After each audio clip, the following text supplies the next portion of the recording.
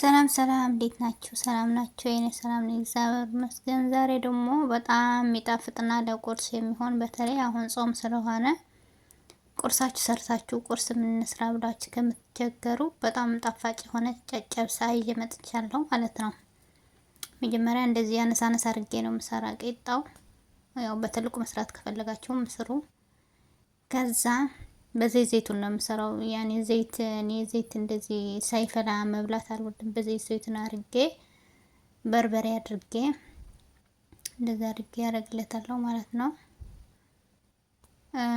ቅቤ የምትወዱ ማትጾሙ ከሆነ ቅቤ አድርጉ። እኔ ግን ጾዋሚም ስለሆነ ቅቤም አልወድም። ከዛ ከላዩ ላይ ማር ማለት ነው። ማር ትንሽ አድርጉበት። እንዴት እንደሚጣፈጥ ብታዩ ነው። ቁርስ እንብላ፣ አብረን እንብላ ቁርስ። በጣም ጣፋጭ ነው። ሰርታችሁ ሞክሩት።